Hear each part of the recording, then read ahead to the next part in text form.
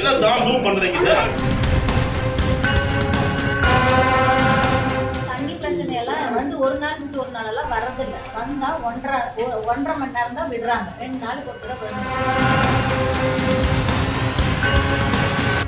18 வாரம் யாரோ ஒருத்தர் கேட்டுருக்காங்களா? உங்களோட கேட்டிருக்காங்களா? உங்களோட கேட்கலாம் சொல்லுங்க. சவுதி அடிக்கிறீங்க, நிக்கிறீங்க, கையெழுத்து போடுறீங்க, பணத்தை எடுக்கிறீங்க, எல்லாம் தாம் தூம் பண்றீங்க. எல்லா நேரத்தையும் பேசதான் செய்வோம். என்ன பேசுறீங்க?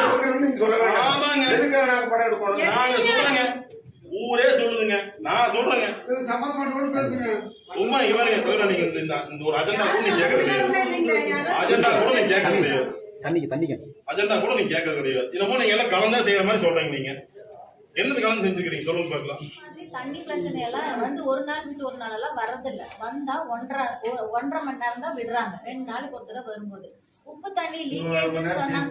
ஆனா இல்லன்னா உப்பு தண்ணி லீக்கேஜ் ஆயிடுச்சு சொல்லி 6 மாசமா பைப்பு ரிப்பேரா இருக்கு. ஒவ்வொருத்தர்கிட்டயும் நாங்க சொல்லிட்டு இருக்கோம். இப்போ வந்து அந்த ரிப்பேர் பாக்கல.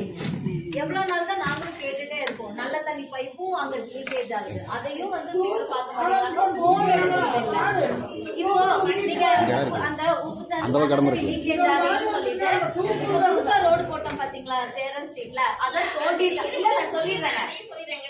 என்னன்னா ஒரு பிளாக் ஆயிருக்கு. ரோடு போடும்போது ஃப்ளோலாம் செக் பண்ணி ஏதோ ஒரு கல்லு இங்க ஒரு இடத்துல அடைச்சிருக்கு. அதுதான் சப்ளை நிக்குது. அந்த ஒரு எல்லாமே ப்ராப்ளம். மாஸ் கிளீனிங் எல்லாம் அங்க நடக்கிறதே இல்லைங்க.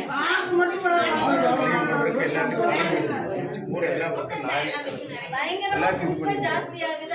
குப்பை அங்கதான் போடுறாங்க. அதாவது எங்களுக்கு இருக்குன்னா குப்பை எடுக்கிறது பிரச்சனை இல்லை. ஏன்னா அது ஆல்ரெடி அங்கேதான் டம்ப் பண்றாங்க. சொல்யூஷனே வர மாட்டேங்குது. யார் வேணா போய் கேளுங்க. இதான் பண்ண முடியும், ஆள் இல்ல, என்ன பண்றாங்க கேக்குறாங்க. அப்ப நம்ம என்ன